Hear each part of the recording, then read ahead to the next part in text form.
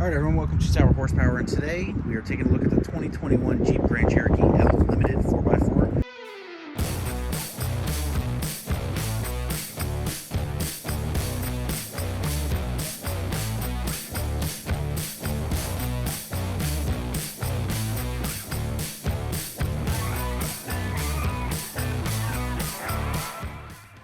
Hopefully you can hear me. We've got a little bit of wind today, but we're going to try and make this quick walk around. Not going to be doing any driving of this vehicle today, but let's go ahead and first let's take a look at the key.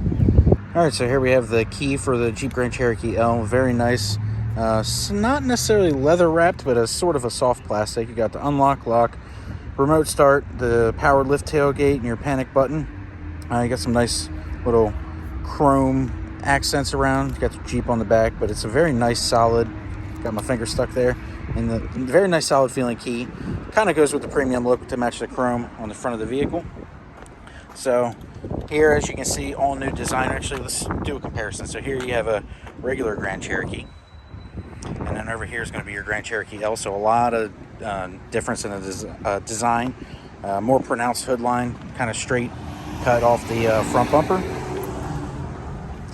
Up front here, here's your, this is going to be your adaptive cruise control sensor. Some nice new updated LED lights. So you got your daytime running lights up here across the top. And some LED lights inside. As you can see, it differs from the 2021 regular Grand Cherokee. But, so another walk around wheels, kind of standard sort of wheels here. So you got the black pockets with the chrome face on them. Nice little American flag there for the badge.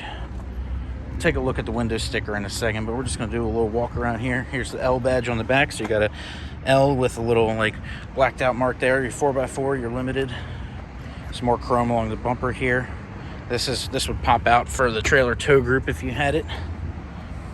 And pretty nice, very sleek, very thin rear brake light, but you can tell it's a Grand Cherokee, but you can also tell it's new because it's not, you know, we've had this design since 2011, I believe, maybe even sooner than that or earlier than that, but very nice update. So let's go ahead and take a look at this window sticker real quick. All right, base price on this Grand Cherokee L Limited, $45,995, so basically $46,000. Got the bright white with the black interior, the Capri leather seats, which I will show you, but they are very soft. 3.6 liter V6 and 8-speed transmission. All the standard stuff. We're not going to go through every single option here, but the one optional equipment that we do have is it's called Preferred Package 22E, but it has a dual panoramic sunroof, interior rear-facing camera, which I'll show you, the upgraded upgraded radio, so you get the 10.1-inch display with navigation, 9 speakers with a subwoofer, and the wheels are an option with the 265/50/20 all-season tires. Total price on this vehicle is $51,975. Let's actually compare that. I believe this might be, actually I don't think this is a limited. Let's see how it compares to this. Oh, this is a limited. Grand Cherokee Limited, so $44,690, obviously a little bit different in options and stuff like that, but you can see roughly $5,000 more for the L, which gives you a third row seat, which we'll take a look at in a second, but let's go ahead and jump in.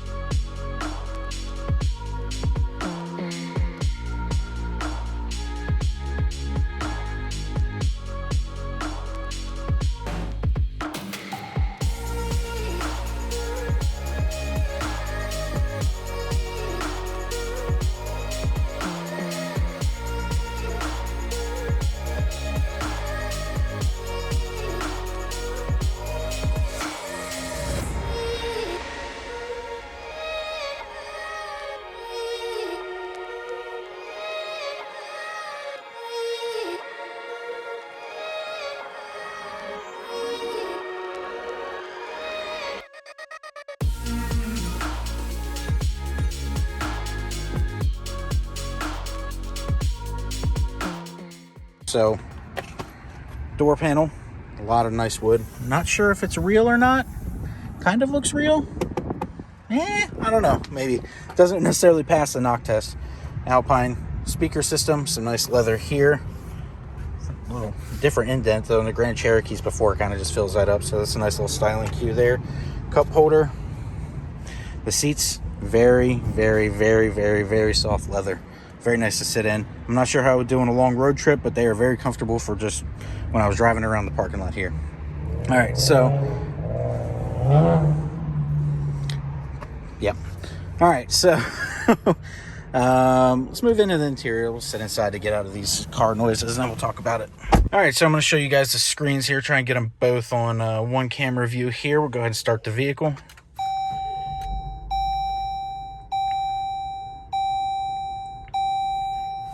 Some really nice animations there with the dials coming down the center.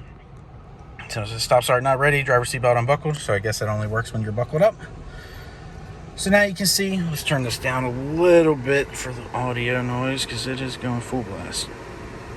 All right, so I'm not sure how it's going to come across on audio, but let's see here. I got the air conditioning on. It's on low, fan setting 1, and I'm not sure how audible that is. Like, it was even louder like when I put it up to the top. Now, does it get louder as I turn it up, is the question? Whew, okay. So that's something. Not sure how good that audio is coming across, but yeah, all right. So that's a little demonstration there. Turn it down a little bit. Try and save some of the audio, but that is kind of obnoxious. Maybe if I turn some of the things off, I don't know. All right, back to the video. But just know, there you go. First impressions of having the AC on. It is quite loud, like intrusively loud. But let's go through the dashboard here. Take a little look. What do we got? So driver assists are on the first page here, and your speedometer. Push the button down. Fuel economy. Obviously, that's not going to be accurate, but it does a lot of idling around the parking lot here. So 11.3 is not what you would get. I'll put the fuel economy stats up right here in the video so you guys can see, or the EPA rating. Bunch of gauges here: coolant temp, trans temp, oil pressure, battery voltage, oil life, tire pressure, and then your stop start again. Trip info, off-road pages, so you got your pitch and roll, your vehicle dynamics, terrain status, so auto, so it tells you automatic full-time four-wheel drive, adapts to road conditions, so you can change that down here with this toggle. So if you go to sport, let's see, so sport, shifting, and firm suspension, so I guess it does have adaptive suspension. Snow, slippery conditions, and then sand and mud. So that's going to be it for that. And then you can see on the right-hand side, depending on what mode you put it in, the traction control will be in. So, all right, moving back on. So you got your audio, messages, settings, and main menu. So that's going to be it for that. Up along the top here, you have your auto stop start. It's actually, all right, so this is where eye level would be. It's actually quite difficult to see what those buttons are for. You kind of have to look up and over. So maybe over time you'll get used to it. But up here, it's auto stop start, your lane keep to turn off, traction control, your hazards, parking sensors. Not sure what these two buttons would be. Gonna have to try and get a higher trimmed model and the Limited. So the Limited is a high trim, but it's not the highest trim, because I'm not sure what these two buttons would be. Gonna have to look into that a little bit more. Down here below the screen, mute, volume knob, heated seats, heated steering wheel, heated seats. I'm assuming cooled seats would probably be here if you had them. Screen off. Then down here you got your climate control stuff. So here is your dual zones, so you can adjust it by using the toggle, and then that works for each side. Let's turn that back down. Your fan speed here, so click that, toggle up, toggle down, and then yep, so you defrost and your different fan areas. Coming down here, sort of deep pocket with a nice little divider in it. It's probably so you could slide your cell phone down right here. I would do that, but I'm filming on my phone right now. But USB, USB-C, aux plug, 12 volt. Oh, there we go. So that way you can get it, or you can plug your devices in and have them charged while they're stored away down there. And then, of course, you have your dial knob here to change your transmission. But obviously there's the covering plastic, so these are QR codes that will lead you to instructions upon buying your vehicle. So you can scan that and it'll pull up instructions on your phone. It does have a nice little knurled, like, cut design into the side to give it extra texture for grip. 2 cup holders here. Let's look over here. You got the wood again with the silver trim, leather, And then this is more of a padded type with some stitching in it. Glove box, relatively normal size, nothing too fancy there. Center console, you got a two pocket or two chamber design here, so you got a top one felt lined. And then below that, you got a deeper pocket, which is all plastic. No plugs in there though, like no USBs. So that's kind of interesting. Normally they'll have at least one USB in there to help charge things. So that's going to be it for the front, just about. Let's see what we got up here. This is your controls for the panoramic sunroof, which is in this vehicle. Don't need to mess with them too now. Then you got a button to lift your rear tailgate. This is for your lights, your interior lights, and then you got some stuff over here as well. But let's go ahead and take a look at the back seat, because I believe we... hold on, steering wheel. Almost missed the steering wheel. So here's your adaptive cruise control stuff right here. So you can set your follow distances. You activate it with this one, set your follow distance to decrease or increase, and then you can turn it on or off your standard cruise control with this button. Set, lower the stuff, resume, cancel. Yep, everybody knows how cruise control works. We do have some shift paddles here. They're basically just feel like buttons. There's nothing. Yep, they're just buttons. I mean, they are paddles, but see if we can take a look at them. Can you guys see them? Yeah, so nothing fancy, just they're there. And then this button, I'm not sure what this button does. Let's click it. Oh, okay. So that's this button here.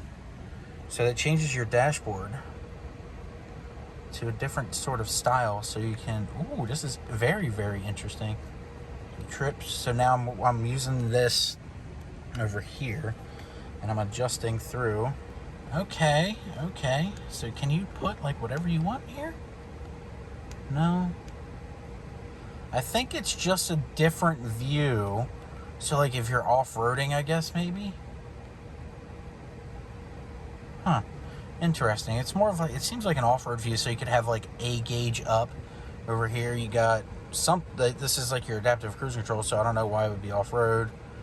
Maybe not off-road. I have no idea why it's here, honestly. Then you got, this is your audio, and then over here you got your off-road stuff, like your pitch and roll stuff. So that's very, very weird. All right, moving on to the back. All right, so in the back here, you got the your sort of now standard, I guess, center console for the rear. You got two cup holders down here, a little storage pocket up front, your USBs, your USB-Cs, your 12-volt plug. How's that open? So there you go. You can charge laptops or something like that. Your vents, and then your fan controls as well. The back of the seats are hard plastic with a net there for storage. The door, kind of just more of the same as the front. Nothing spectacular there. The rear seats, let's check this rear seat leg room real quick. Now, I'm not tall. I'm like 5'8", but as you can see here, plenty of leg room. I'm sure the seat might go back even further. We do have armrests here on the seats. Kind of, actually really soft. There's the deep pressure there, but seem kind of sturdy. They don't seem like they'd necessarily break off pretty easily.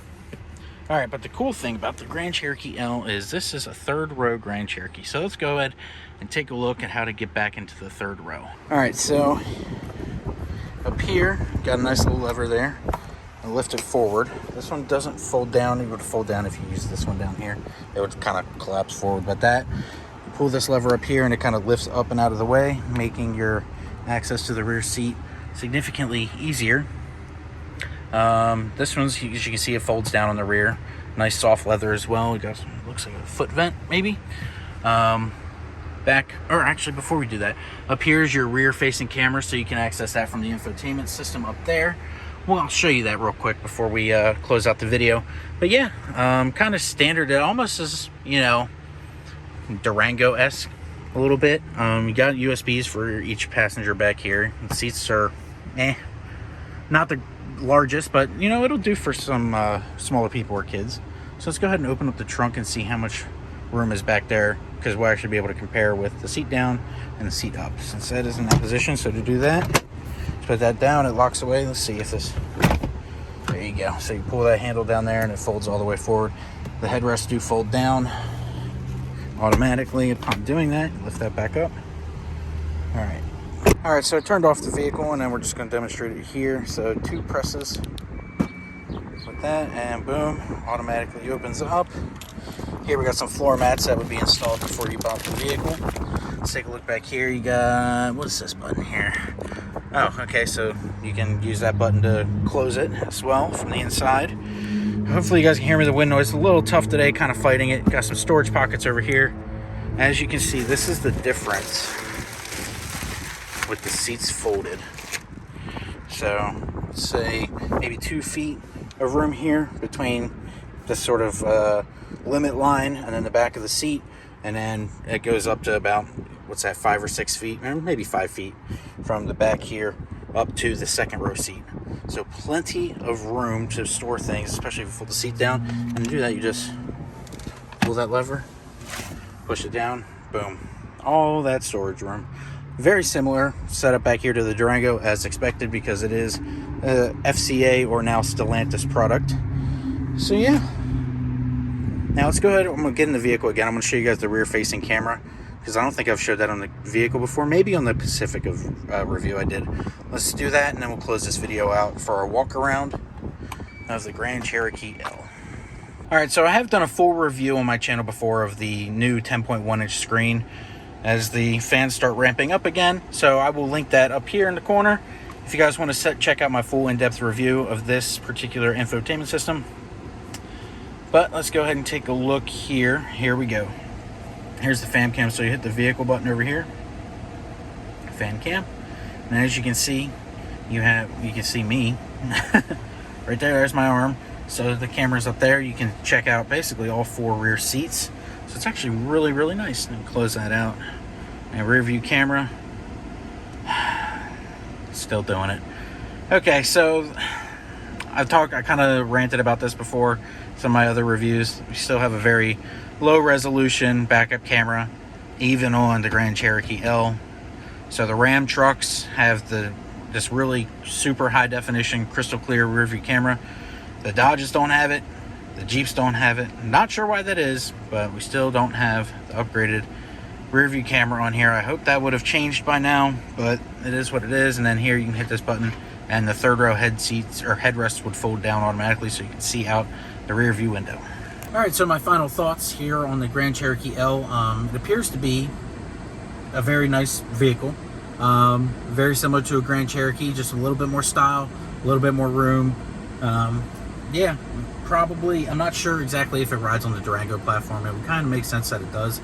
I have to do some more research on it. Maybe I'll put the answer here if it does. But at $51,000, there's some things, you know, rear view camera that you would expect to be updated, especially in 2021.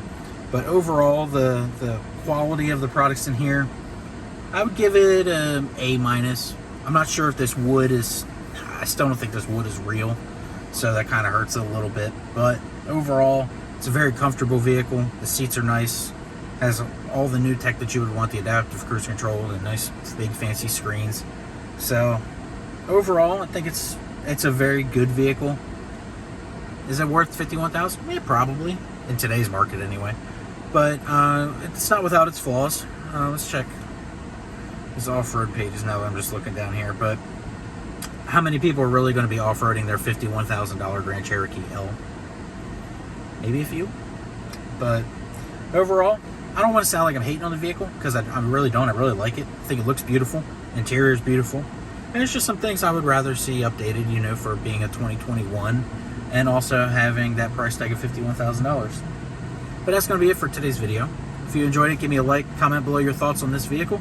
Subscribe to the channel for more. We're going to hopefully be doing more reviews, but the problem that we're running into is the supply is limited, and a lot of the vehicles that are here I've already looked at or close versions to them, so the car reviews are slowing down a little bit until the dealership gets more in stock. So that will happen eventually, but that's going to be it for now. Take care. Have a great day.